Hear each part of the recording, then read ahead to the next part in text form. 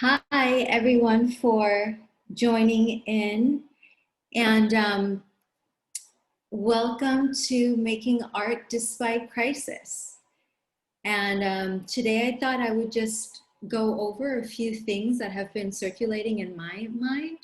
And I've taken a few questions that I've received from readers over the last couple of months regarding how to keep an active and productive and joyful writing process through this tumultuous time. And I started addressing those questions, and it ended up just being these 10 strategies that I basically live my life, like my life on. And it's basically 10 strategies that have become like the spine of my belief system. And in true, on par with my brand, they're a mix of like spiritual, emotional, physical, and mental strategies that I use to keep an active and joyful writing process alive and well. So here are the 10 that I'll be covering. And so the first that I really believe in is devotion drives discipline. And the Japanese have this term called kaizen. And kaizen, basically loosely translated, means the endless pursuit of continual self-improvement, but not for the sake of ego or external reward or validation, but for the simple sake of joy and fulfillment of the craft itself. And that's what I always try to hold myself to. And that's the standard of excellence I hold as the beginning and foundation of my artistic process, is to continually strive for excellence, but not for the sake of external validation or monetary gain or reward, or to please an imaginary audience.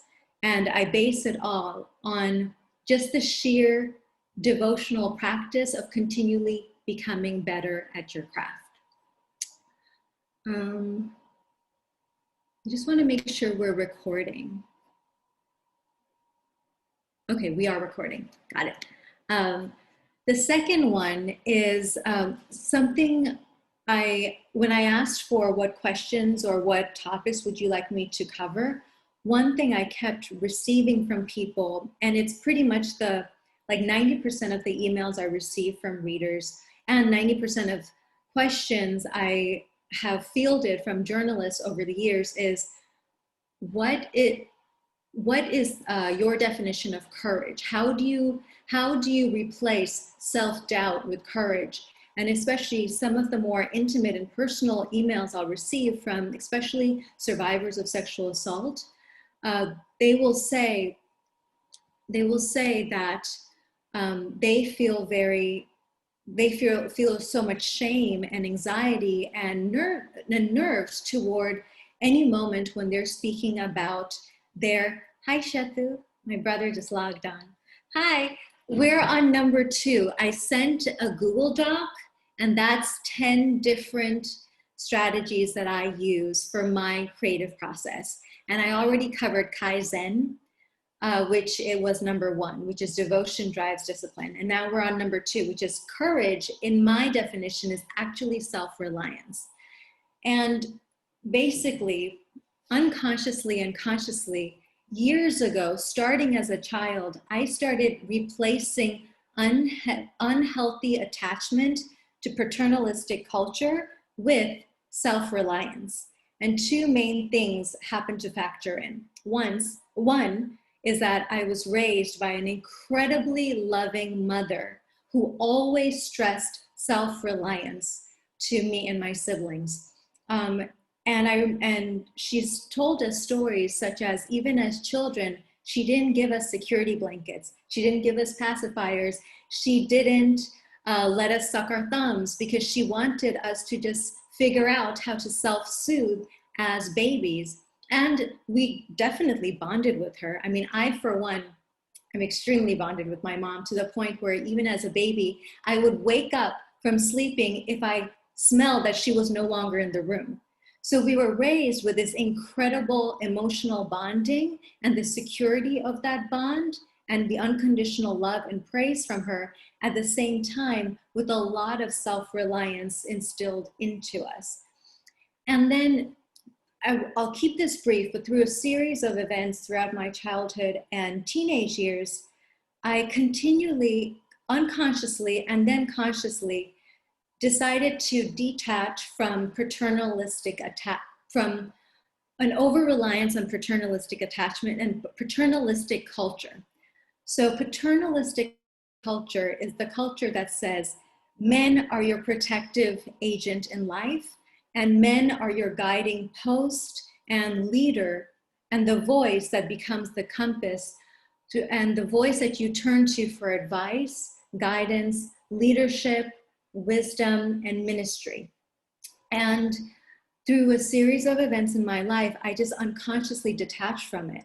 And there was nothing wrong about leaning on a father figure as your source of ministry and guidance and leadership, but an unhealthy over-reliance on, especially I've noticed this in women, an unhealthy over-reliance on a father figure can simultaneously translate into you not trusting your own voice and capabilities of being your own guidepost in life.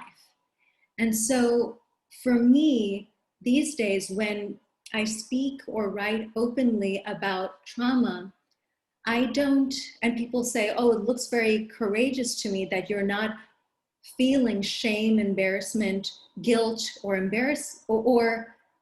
or fear when I talk about it. It's because I don't subscribe to the culture that tells me I should feel fear, embarrassment, shame, or guilt towards something like sexual trauma.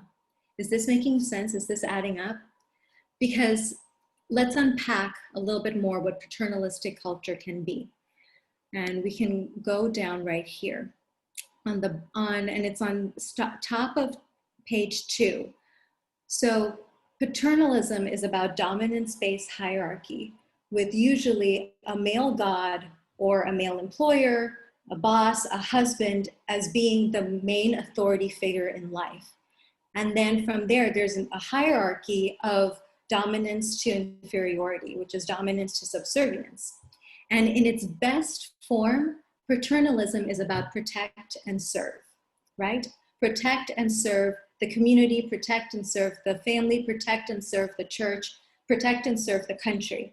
In its most worst form, paternalism uses shame, fear, embarrassment, guilt, punishment, ridicule, and control as mechanisms to create order and obedience in the flock or in the nation or in the family. And usually everyone is put in a hierarchy of order underneath this almighty fatherly figure. And so there are a few main forms of paternalism that if you start looking around at the world around you, you'll start noticing them everywhere. The first one is, of course, the one that we are all familiar with, which is familial paternalism, which is the father is the head of the family, or the husband, and that's usually what translates to a woman feeling like her husband is her voice of reason and leadership in life, if that's the kind of traditional household you were raised in. The second is religious paternalism, which is religions that center a male figure as the almighty force of reason, forgiveness, shame, punishment, so on and so forth. And that you look to this almighty father figure for blessing and approval and permission before doing anything in life. The third is educational paternalism, and most of us were raised in that kind of traditional educational system. And I mean, especially people of my generation, if we look back, even like the headmaster or principal is usually a male figure. That's usually how it is. It's male authority figures whom we turn to for leadership. Then there's corporate paternalism, the workplace hierarchy in all industries, and not just corporate America, but just all industries. If you look around, even Hollywood, it's a paternalistic culture. Then there's political paternalism, which is monarchy and government. And right now, America has always been a paternalistic government. And in its worst form, it uses pain, punishment, fear, and control to create order and subservience. The next one is militaristic paternalism, which is pretty much self-explanatory. And then we have a little bit more intricacies, which is race, class, and gender paternalism, which is the belief that one group is above and superior to all others, and that dominant group is our leading and central character in the narrative, under whom we all organize ourselves under, in descending order of significance and power. So, for instance, white supremacy, that's paternalistic. Racism, that's paternalistic. Patriarchy is, of course, paternalistic. Heteronormality, transphobia, and homophobia are all paternalistic, because it's the belief that one group is the leading voice in the cultural narrative. And then there's environmental paternalism, the belief that humans are superior to other animals and the natural world, and are thus permitted to kill and use the natural world for food and pleasure. So if you've ever wondered why so many Trump voters are avid hunters, and if you've ever wondered why I'm vegan, the answer to your question is paternalism. All right, next up, criminal paternalism. Assault, rape, molestation, war, tyranny, genocide, murder. The belief that certain humans are superior to others and are thus permitted to kill and use others for power and pleasure. Is this all connecting? If it's connecting, give me something like that or a BTS heart sign. And then the final one is financial paternalism, which is money as a marker of emotional security, worthiness, and belonging. All right. So in contrast, like I said, I was raised by a mom who raised me to be incredibly self-reliant and to look to myself as my inner voice and compass, and who gave me unconditional love at the same time and always told me that regardless of my race or gender, I could achieve anything I set my mind to. And through the course of my life, through different events, I became increasingly detached from paternalistic authority figures. And a story that best encapsulates that was the story from when I was 17 and 18, and that psychology teacher in my high school started stalking me. So the details of that story is that he was my IB psychology teacher, and he used to say that I have oppositional defiant disorder because I didn't feel fear towards questioning his authority in class. And I would respond, I'm actually a really well-behaved teenager and I get excellent grades in all of their classes. I just have selective contempt towards you because you're a misogynist who has sex with underage prostitutes and then has the gall to come to school and tell your students about it, which is highly inappropriate. And then he would say, I have oppositional defiant disorder. And then I would just retort back. And it made him increasingly angry at me. And that's when he started writing me all of those sexual innuendo-laced letters. I reported those letters to the high school principal, who was a man. I reported those letters to 2 male teachers, and I reported those letters to my father. And all of those paternal authority figures, they did not take action. And I think it was my final straw of looking to paternalistic culture for any kind of protection or leadership. And I said, you know what? I'm going to cut my losses and I'm going to readjust my expectations. I'm going to become increasingly self-reliant and self-governed when it comes to my strength, resilience, healing, and direction in life. And lo and behold, of course, I then graduated and became a women's studies major. Of course. So, and I'm so grateful for that experience, because what I've noticed is that by liberating my attachment to that belief system, I also liberated my attachment and any kind of influence that negative effects of paternalistic culture can have in a person's life, especially in women's lives. So here, if we scroll down, the different ways that an allegiance to paternalistic culture can manifest in an unhealthy way is people-pleasing, the disease to please, punishing perfectionism, which is the opposite to devotional, joyful practice of humble self-improvement. Third, shame and guilt. That's part of that entire mindset and belief. Quick to feel embarrassment or anxiety for things that aren't logically embarrassing, such as asking out a crush if you happen to be a woman, or trying on a new outfit or speaking your mind. If you don't adhere to the belief system that you're not supposed to be the leading character in your life, then you're not going to feel embarrassed for these very logically unembarrassing things. Then crippling inner criticism. Because remember, shame is a construct of that entire mindset. And so crippling inner criticism is part of how people are able to feel shame. And so for the society to continue, it conditions crippling inner criticism into people. And then from that crippling inner criticism comes a debilitating attachment to external criticism and external validation. And from that results crippling procrastination. And my question to anybody who is a serial procrastinator is, whose blessing and permission are you waiting for? And who do you think is going to scold you if you write the wrong sentence, or speak the wrong sentence, or speak at the wrong time? Who do you think is going to scold you? Then we come to fear of risk, because all of these combined results in a fear of risk. And again, my question is, whose guidance and permission are you dependent on? So you give up and you reject yourself from the game before the world can reject you. And then I come to this, which is the fear of public speaking, which it is no coincidence that fear of public speaking, oh, I'm going to admit a new person here. Hi, Abby. Fear of public speaking is actually the most common human fear.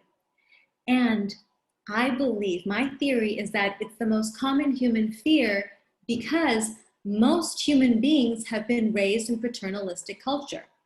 So the fear of public speaking is actually a manifestation of the disease to please and the need for external validation. And I truly believe that what happens is the audience becomes a proxy of the authority figure you were trained to feel like you have to please at all times. And instead of being present on stage, you're consumed with self-consciousness and anxiety because you are afraid of not meeting the arbitrary set of commandments and expectations set down by an imaginary authority figure. The audience or society at large becomes a proxy or an avatar or a symbol for that person you were conditioned to always please. Does that make sense? So when people are so kind to give me the compliment that it looks like I have gotten over my stage fright or fear or anxiety of speaking on stage or speaking my mind or speaking about trauma, I have to say that although I'm grateful for your compliment, I think it is inaccurate because I am not nervous when talking about my truth, because I don't subscribe to the mindset that says I should feel shame or nervousness. I'm not trying to please you. I'm just trying to show up and deliver the message I believe I was born to deliver. Out of the sheer joy of service and kaizen, the devotional practice of discipline itself. And so all of this together, I believe that's how writer's block manifests. Writer's block manifests from the feeling that you're going to somehow be scolded for writing the incorrect sentence. And to that, my love, I ask you, please investigate who it is you think is going to scold you. Work on that trauma, release that fear, realize that the secret to life is that you are already worthy of attention and love, and there is nothing you need to prove. So go ahead and write, go ahead and speak your truth. I think we've covered all of those. Yeah. So, and then there's, yeah, the need for an authority figure to give you guidance. That's another manifestation. And then the daddy's little girl is for most female identified people is the daddy's little girl trope. And then for many male identified people is the I can't give up the performative hamster wheel because I'll disappoint an imaginary authority figure or set of expectations. So when we say that toxic masculinity or patriarchy can also harm men, what we're talking about is that in an unhealthy attachment to paternalistic expectations can put pressures on men to constantly perform to be that ideal set of expectations. Does that make sense? Give me a bit of this or BTS heart sign. Great. And then for women, it's being raised to be daddy's little girl, which is such a wonderful thing if you're raised really close to your father, as the same way that if you're raised to be really close to your mother. But be careful about not being raised to be clingy and dependent on an authority figure's validation, guidance, or ministry in life. And develop the skill set to be self-reliant in your own work process and your own emotional process and well-being. And then there's the final one. Money gives me worthiness and belonging. So you're already worthy.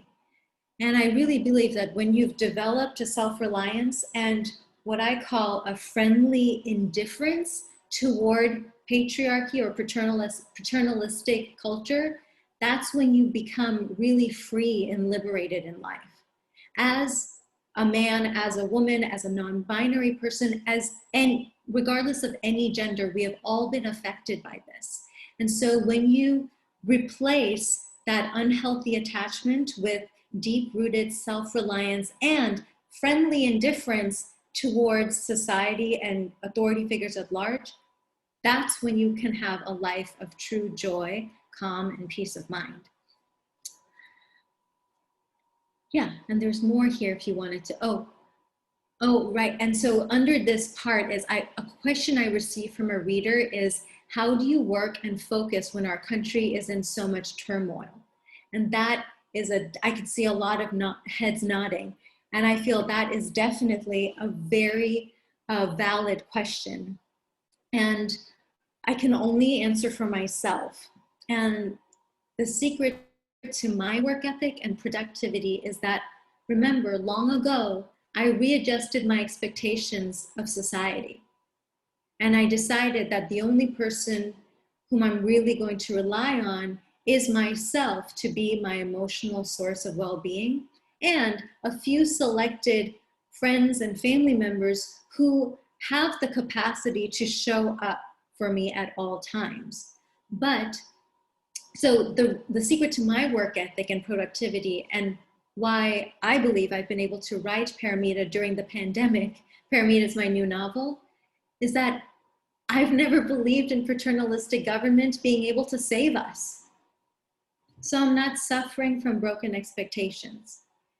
Am I devastated at the loss of hundreds of thousands of lives? Of course I am. Am I devastated and outraged by the hundreds and thousands of lives lost and jobs lost? Of course I am. But am I surprised by Trump? No, of course not. You have to have high expectations of someone or high expectations of an institution to be disappointed by them. So if you readjust your expectations to something more manageable and pragmatic, you're going to be able to work peacefully without being affected by the daily turmoil around us. That doesn't mean that you're not going to be emotionally outraged all the time. I think it's human and correct to feel emotionally outraged all the time, but it's not going to have a debilitating effect on your work process. Does that make sense? Because you're going to be self-reliant and you're going to say, you know what? Ultimately, this isn't pessimism or ego, it's pragmatism and self-reliance. I need to do my work. It is the one thing I can control in this godforsaken world. So of course, I'm going to show up to the page every day. And so when I say learn to trust your inner voice, I don't mean it as a woo-woo thing. I really mean it as developing the muscle to release yourself from worldly attachments and to ground your sense of resilience and strength within yourself. Yeah. Number 3. That one took a while to unpack, but I think it's pretty much the foundational work for everything else we're going to cover. So thank you for giving me that space. Number 3. A question I received from a reader was, how do you manage to work through the loneliness of the writing process and the loneliness and disappointments of life itself? And the quick answer is, you can either fight it or embrace it. Use every opportunity of loneliness, solo travel, trauma, heartbreak, and criticism to become increasingly independent and liberated from requiring external validation as your drive in life. Use every challenging opportunity to become liberated of the need for external approval or external guidance, and instead develop resilience and self-reliance. And this will free you up to take risks, because the reason why people hold themselves back from taking creative risks is because they're waiting for that imaginary permission slip from an authority figure or an imaginary blessing from an authority figure to say, yes, you can do it. Leap into the unknown. Of course, I want you to be safe. I don't want you to take financial or personal or physical risks that are illogical, but I'm talking about creative risks. Write the innovative book. Why not? You're not, the only permission you need is your own. Embrace every single opportunity of solo travel and loneliness as an opportunity to become more and more self-reliant and self-governed in your writing process. Is this making sense? Okay, cool. And that was definitely one of the biggest things I learned during the writing process of I Am Yours. I Am Yours, my mom and my stepdad, whom I call dad, they were amazing enough to give me home and shelter and food during the time that I wrote the first draft. And aside from that, I didn't really lean on anybody else to be like a writing group, because I actually didn't know that that was even an option. I didn't realize like writing groups are a thing that people tap into to keep themselves supported during the journey. And I think that ignorance really played to my favor, because I was just like, well, I gotta figure this shit out. And so I did. And so sometimes being left to your own devices can end up really working in your favor. All you have to do is embrace it. And then the moments when I did become self-doubting, when I did doubt myself and the ability, and I doubted like whether or not I would ever be able to get it into the hands of an agent or get it into the hands of a publisher, I would just remember the overriding reason for which I was writing I Am Yours. And I call this service overrides fear. I would always return to the imaginary reader, and that's why the entire book is dedicated and written as though it's a love letter to this imaginary reader, because that was the source of inspiration that kept me going. I kept on imagining this 16-year-old girl who was suffering from anorexia, or a 23 or 24-year-old girl who had just been raped. And she was my imaginary reader that I had to keep writing for. And she didn't have a name, she didn't even have a face, but she had such a strong presence in my brain. And I kept on grounding my discipline and to return to the page day after day because of this imaginary best friend that I had to be speaking for. And that's what I mean by service overrides fear. Identify the larger message or the hidden person for whom you are writing for. The purpose that you were born to serve in this lifetime. And, oh, hi. Hi, sweetheart. There's a new little visitor on. Yes, she's the person you're writing for, Amanda. I know she's the reason you return to the page every day. Yeah, and sometimes I don't have children yet. I don't have the blessing and honor of having my kids myself. But someone whom I used to really use as my inner inspiration was, I had a photograph of myself and I had a photograph of my brother and sister as kids. And so on days when it just felt like too emotionally painful or just creatively daunting to continue, I would conjure the image of us three as children. And so if you don't have children of your own, conjure the image of the child self that you once were, or the child version of someone you deeply, deeply love and feel protectiveness toward. Service overrides fear, which is to say, love overrides fear. Number 5, understanding discipline further. You have a question, Rima. Do you want to do that first? On the chat box, you have a question. Oh, sorry. Okay, let me go all the way down here. How to address the sense that if you follow your inner voice, no agent will embrace your work or get it. That's a definite, that's definitely a question that I had to navigate through too. I think you have to answer for yourself, or maybe this is how I made rationale and reason with it, which is, do I bend the vision I have? Do I compromise the vision I have just to please an imaginary agent? Or do I stick to my guns and finish the project in allegiance with my inner voice and have faith that the right person out there will understand what I'm trying to say? So you kind of have to continually play like Jedi mind tricks on your brain all the fucking time. Adjust your expectations, manage your fear, and continually flip the argument to persuade yourself to keep on going. I don't know if this fully addresses your question, but it's the only way that if that was a fear in my head, that's the way I would justify going forward, which is I can either compromise on my truth in order to please somebody else, or I can go ahead with my truth and have faith that through the sheer numbers game, there's going to be at least one person who understands. All right.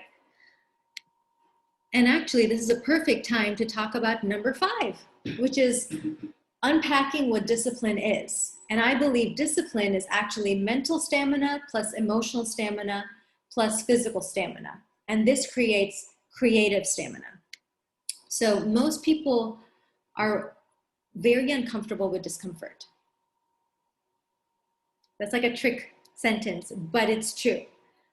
And oftentimes this is why a lot of people give up on goals before even starting a project, or they give up when things begin to feel sticky and difficult. And for most Asians and immigrants, this is mind-boggling to us because we're kind of ingrained to have work ethic regardless of anything. And even if you're not Asian or an immigrant, I think a lot of people, they're raised with a really strong work ethic, and this is what you can use to sustain your discipline. But of course, there will be times where emotionally the content that you're writing is going to feel so overwhelming that you're going to have to draw upon deeper resources than work ethic in and of itself. And that's when you have to build up emotional stamina. And like any muscle, emotional stamina can only be developed by exercising it. So the first few months of writing I Am Yours, I would just weep because I was still building up mental stamina. But after a while, I stopped weeping because my muscle for pain tolerance became increasingly higher. And most of you know that I've been a runner since I was 15 years old, and I'm going to be 37 in November, so you do the math. It's been 22 years since I've been a runner. So being a runner is part of who I am, and running is all about building stamina. So my suggestion to people who grow queasy with pain is there are healthy practices you can do to build up physical and mental stamina that will help you build up your emotional and creative stamina. Does this make sense? So long distance running definitely builds up mental and physical stamina. Yoga builds up mental and physical stamina. Meditation builds up mental and physical stamina. There's so many things that you can do that are free of cost to build up mental and emotional and physical and therefore creative stamina. And the same thing, like give yourself the task of writing for an hour and then increase it like you would a workout. Do it for an hour and a half and then 3 hours, so on and so forth until you don't even need to clock your hours anymore because it just becomes part of your second nature. All right. And also going back to the loneliness and self-doubt, building up emotional stamina is also what will protect you from anxiety and doubt during the creative process. Because the more stamina you have, the more joy you'll feel toward and during your work versus intimidation and overwhelm. Does that make sense? Okay, cool. And remember, I know I speak really fast, but you have this document for you to have for the end of time. Number 6, find your cohort and select your brain trust. So remember how I promised I'm going to talk about the slightly different creative process I've been able to use for Paramita versus I Am Yours. So I Am Yours was a largely lonely and solo journey. But with Paramita, I have had in these last couple of years, I've been gifted with the enormous blessing of having a slew of friends and colleagues in the writing community, and most of all, readers that have flooded my life through I Am Yours and my different articles. Meaning all of you on the Zoom call, everyone except for my family members are people who have come into my life through the sheer gravitational pull of me wanting to meet you through the power of words. And that is your cohort. If you must focus on a physical image of writing toward and writing in honor of someone, let it be your cohort. Don't be writing for anybody else, like book critics or theater critics or critics at large. Again, critics are part of paternalistic culture that tells us that there is one authority figure that gets to determine your value and worthiness in life. No, don't subscribe to that thinking. And the second part of this is select your brain trust. So your brain trust is a selected group from your larger cohort.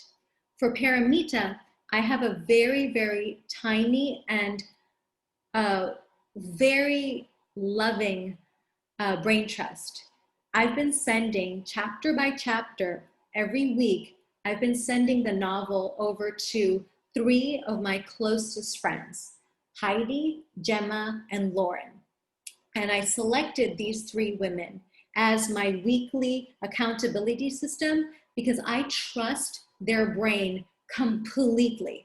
They are brilliant writers. They have the time to devote to this project, and They have taken care of their own issues and trauma. So I know they're not going to project their fear or resentment toward themselves or the world onto me and the book that we are midwifing together. So your brain trust is a smaller subsection of your cohort. And remember that at different points in your life and with different projects, you're going to have and you're going to need a different kind of brain trust based on their capacity in that moment in time and based on what you need in that moment in time. And once you select your brain trust, you can pour all of your trust and faith into what their feedback has to say. And you can let all the other noise fall away. This also, I did something similar with I Am Yours, which is I made a list of the people who would actually have, how do I say this? I made a list of people whose opinion would actually be impactful in my well-being after the publication of the book. And I released everyone else from having an impact or power over my well-being. Does that make sense? Like the only people who were allowed to have an, whose opinion I allowed to really take in was on this tiny list of people. And I added Cheryl Strait and Lydia Yuknovich to that because they're my favorite writers. And I was like, the only authority figures whose validation I'm looking for are these two women. Everyone else, I will release myself from them having any influence on me. So give yourself the gift of being very clear about who is allowed to have influence through their opinion of you. And then give yourself the gift of releasing everyone else. Because then you don't hold a grudge or resentment towards them, and they don't have any negative impact on your well-being. Next. You have another question. Thank you, Mama. Let's see another question. Which helps say, and everyone can see the question. Is always keeping ourselves accountable to also a way paternalistic towards society's strong capitalistic structure? How do we, that's a very good and insightful question because it's kind of like a subsection. How do we balance the need to serve and deliver with time for ourselves to improve and recharge? How do we keep away from the hamster wheel? Remember Kaizen, you're holding yourself to a standard of excellence out of the devotional practice of art in and of itself, not the devotional attachment to external validation. That's how you balance it. You balance your imaginary audience with Kaizen and love for the craft itself. Does that make sense? Because Kaizen is opposite to punishing perfectionism, which I think is what you were talking about. How do we keep ourselves accountable to our own voice, and also the imaginary audience without succumbing to that inner criticism of, oh, I'm going to disappoint them. You balance it by replacing punishing perfectionism with the devotion to Kaizen as a practice. And does that make sense to people? I think so, yeah, hopefully, all right. And we'll have a little bit more time toward, oh my God, no, we won't. We have 6 minutes.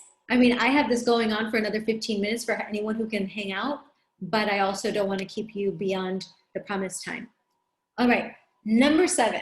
This is very, very important. And I cannot stress this enough, especially for my young people on this Zoom event. And I believe this is absolutely a huge part of your creative fulfillment and career fulfillment in life. Your potential will be blocked or elevated by the partner you choose. In the same, just how your potential will be blocked or elevated by the cohort and brain trust you choose in life, same with the partner you choose in life. There is nothing more debilitating for your career than settling for a partner who wishes to block your potential. If you'd like to read more about this, I suggest you order my book, I Am Yours. Number 8, control what you can and release what you can't. The secret to joy in life. Balance hope with pragmatism and lean on what and whom you know you can trust. Manage expectations of the publishing industry and your audience, and understand that the business of art is separate from your lifelong commitment to Kaizen, the art of devotional practice. Being clingy with the conditions of that capitalistic society that is out of your control is a manifestation of ego. And Sumya, I think this is again what you were talking about. How do we balance our devotion to excellence and our devotion to our imaginary audience with a non-attachment to debilitating capitalistic society? I think this is actually what it is. Control what you can, release what you can't, and realize that the publishing industry and the business of art is separate from the devotional joy and the larger purpose that you were born to fulfill and the service you were born to fulfill in this world. So I would be remiss if I didn't talk about money right now. So a quick note about money. I have a theory that most artists, they give up, not because of a lack of talent, but because the path becomes too emotionally challenging, especially because of financial insecurity and the feeling that they are somehow unworthy human beings because of financial insecurity. So a long time ago, I made a vow that I would hold myself to a very clean and clear relationship to money. I love money, I want money, but I will not need money to ever feel like I am a worthwhile human being. I want massive amounts of money because money gives you access to resources like power, social change, and the ability to protect and take care of your family. But beyond that, I don't allow myself to have an emotional attachment to money. And therefore, I think that's why I'm able to write when like my bank account is zero, which on most days it is. But I think it's because I don't have an emotional attachment to needing my bank account to be a certain number for me to be able to be productive. Yeah, and this, I feel like I could spend an entire Zoom event on money itself, especially because of what we are going through as a culture right now. And money has been used as a way to control and oppress people for so long, and to oppress certain genders and races and entire groups of people. So I think while we strive to create more equal society and to give each other more opportunities that we deserve, at the same time, we deserve to release ourselves from ever feeling like we are somehow unworthy if we don't have a certain number in our bank account. I think they go hand in hand. To have racial liberation emotionally and gender liberation emotionally, it begins by saying, I will not allow capitalistic society to define my value. Because if we allow it to define our value, that's how we can continue to live in a narrative of victimhood. Yeah. Number 9, physical health is tied to creative health. Yeah. Find what works for you. And I don't believe in like an anarchic writing process. When people are like, yeah, I've like donned a bottle of scotch and like chain smoked and I haven't slept in 4 days and I'm gonna write the great American novel. I'm like, that's a luxury to be able to say that you have no responsibilities in life so you can do all of that and still bust out genius. Wow, you must have a lot of people taking care of your life. Physical health is tied to creative health. Take care of yourself, take care of your family, take care of your community, and you'll be able to take care of your writing process. I think so. No? Number 10, protect your boundaries. This is crucial. The number one resource in life is time. And time is the one resource that we cannot make back once we have given it away.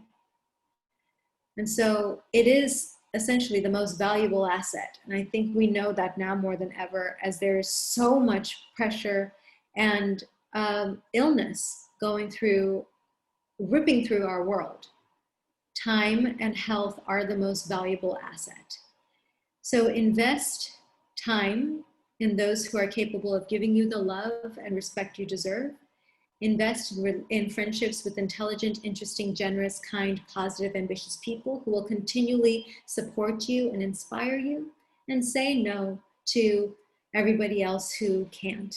And I don't mean that you have to extricate them from your life itself. What I mean is build up emotional boundaries so that they don't have power over your well-being.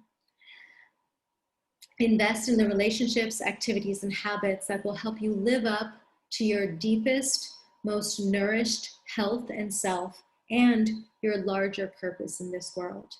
We have one wild, sacred life. We each have one wild, sacred voice. And it's up to each of us to use it well and to use it with intelligence and love and in the service of something bigger than our own ego. Use it in love. That's the 10.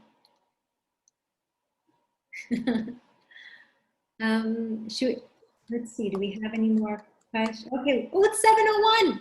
Look at that. All right. Anybody else have any more questions? I'm happy to stay on for like a little bit longer for questions if you'd like. I have a question. Yes. Hi, everyone. I'm Philippa. And my question is this. So I have a busy business, and I'm running around like crazy and doing a lot of things and pulling in the business and all that good stuff. And then I find that I'm writing a little bit ad hoc, a little bit here, a little bit there. And I've been telling myself, as long as I just do something every day, then I'm heading in the right direction. So what's another way to reconcile when you have a busy life and writing? Right. I completely identify with that and I empathize with that. This is the first time in my life that because of the pandemic and I'm not allowed to touch like other people, I suddenly have all of this time.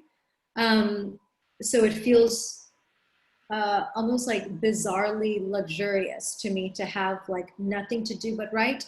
But this is the first time in my life where I've ever been in that situation. So I too understand trying to build a writing process that is kind of cobbled together from any hours you can scrape together.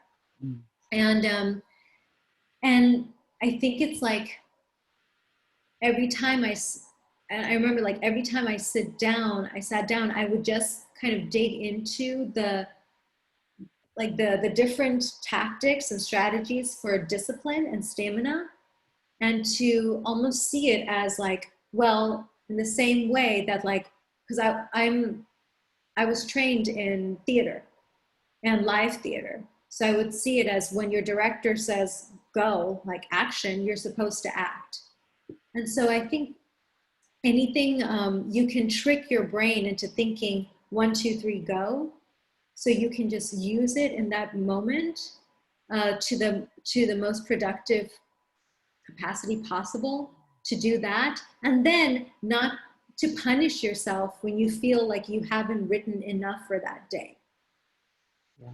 So it's kind of this like constant balancing act of like holding yourself at this belief that you can indeed perform at that level, but also not punishing yourself when you think you haven't met that level of standard, that level of excellence on a given day. Okay. It's very helpful. Thank you. Okay, you're welcome. Thank you. Any other questions?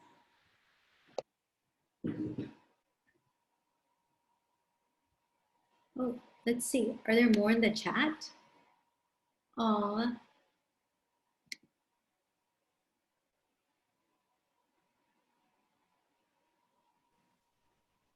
Rima, Yes. I don't necessarily have a question, but since it's my first time getting to meet you, I want to say hi and just thank you because you hit on so many of the things that I've been wrestling with a bit, struggling with a bit.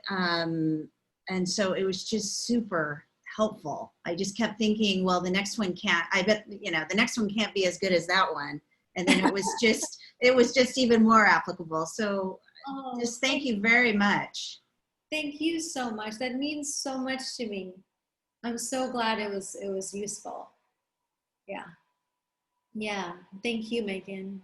And it's so nice to put a face to a name after all of our email exchanges. And everyone, congratulate Megan. She just signed with an agent, her first agent for her first book, and it's a memoir. We will keep our eyes open for it. So congratulations. Thank you. Any other final questions or anything? Yes, JD. Hi, So, JD. Rima, thank you so much for tonight. And this is not so much a question as a compliment and declarative statement, but when I went into the evening, I wrote down kind of what I hoped to get out of it. The thing that I circled and what I felt was the most important had to do with boundaries. And it's as if we got together in advance and submitted the question, and you provided an answer that I was ready to hear. And if I could just observe in, I think, hopefully a very kind way, the difference between the narrative voice that I heard in most of I Am Yours and you today, and you who I've heard before in other contexts. It's having mastered that concept, among many others, but knowing what's inbounds, what's out of bounds, who you let in. I was frantically writing in addition to the narrative you provided around boundaries. So I want to thank you so much for that. Life-changing. Thank you, JD. I feel like you just that's like all I've ever wanted to do ever. So thank you. I'm so glad. And I will take that in. Yeah, thank you. Thank you. And the boundaries one is so crucial, and it kind of sounds almost like a throwaway thing unless you stack all the other things and unpack all of the psychology behind why it is. There are so many of us who struggle with putting up strong boundaries. And again, it's all attached to the early conditioning we're given as children to pay allegiance to authority figures, right? And that's why later on, it can be so tricky to put up healthy boundaries against people who may not be voices that you need to be listening to.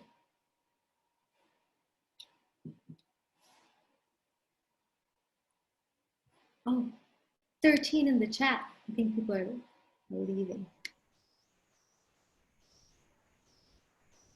Oh, you guys are so great.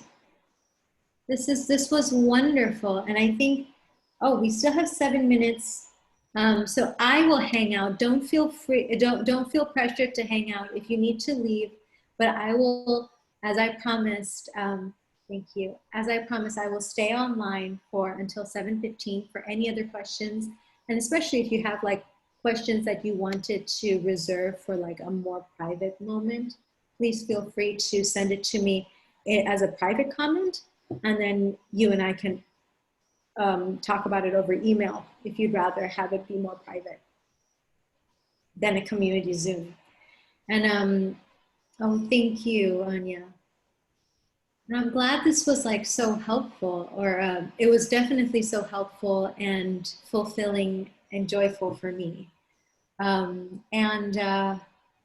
may do these more often, like a community Zoom once a month. And also this one has been sponsored by my RAC award, but I was thinking as well that going forward to just do these, once a month, a community event. Yeah. I have another question too. So are you taking individual students? How do you have time, the bandwidth, boundaries? Yeah. Thank you, Philippa. I do. I tend to take a few manuscript clients on at a time. It depends on the nature of the project. So if it's a full-length manuscript somebody already has, that they want to work to build, I usually invest all of my time in that one client, and then I balance it with my own work. But if it's a different kind of project you have in mind, or if it's just like having kind of like an accountability coach, then yeah, I definitely do that as well. So you and I can talk about it, and I do it like hourly sessions, or as like, if it's a full manuscript you want feedback and editorial direction on, then I do like a lump rate. And Megan and I have been through this conversation before, where I do two kinds, which is either hourly sessions or based on a completed manuscript. Okay, fantastic. And I have to go. That's my person there. So thank you so much. Most appreciated. Thank you, Felipa. And if you want to work together, just send me an email. I will do that. Thank you. Bye, everyone. Bye. Bye, everyone. I think everyone's signing off. Oh, Lisa said a monthly. Okay, so everyone's saying a monthly would be great. All right, fine. I'll do my hair and put on some lipstick for y'all. This took like 15 minutes. It's amazing what you can do when you haven't in like ages. Hi, Shatu. That's my brother. The most important person in my life, my brother and my sister. They are my muses. And of course, my mom, who's always there. Always in the top left corner, which makes sense. All right, I think everyone's like signing off now. This was amazing. Thank Megan, you, Rima. thank you so much for being here. Thanks so much. Thank you guys so much. All right. Hi. Okay, Hi, 3 more Rima. minutes. Bye. Bye. Bye, everyone. Bye-bye. Bye. If anybody has like final questions. Rima, since there are no questions, could I just take a moment to say a few words? Oh, yes, Can you- absolutely. Okay. Is this Sonia? Sure, Anya. Yeah. Sonia, hi. Hi.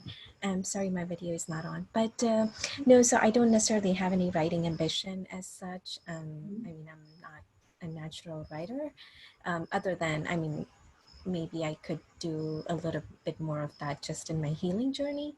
But I've just followed your work for, for, I don't know, maybe some years. Like I think I first came across you on the Writing Me platform, where you had written several dear love letters or dear, Right. yeah. So, since then, I think you're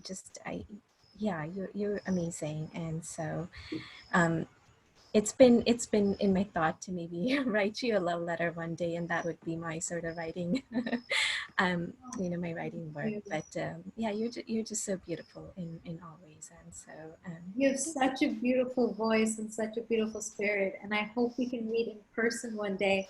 And I want you to write not for me, but for yourself. And I would, I believe you are right. I believe anyone can be a writer and is a writer, because we each have a voice. And thank you for being my faraway friend for all of these. No, and again, hopefully you were able to go back and read some of the appreciatory notes, but mine was that I mean, coming from sort of Indian culture and Hindu culture, it is like there's that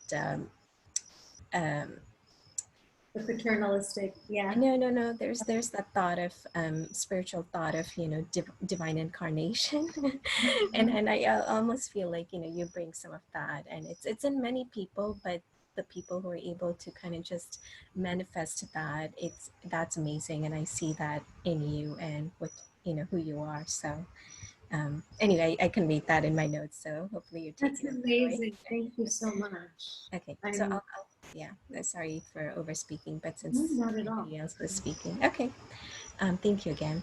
Thank you so much, Anya. And please, are we connected online? No, not exactly. I mean, I sort of follow you anonymously. Like I respect that. Yeah. Yeah. Thank you so much. Yeah. Thank Okay, you. thank you.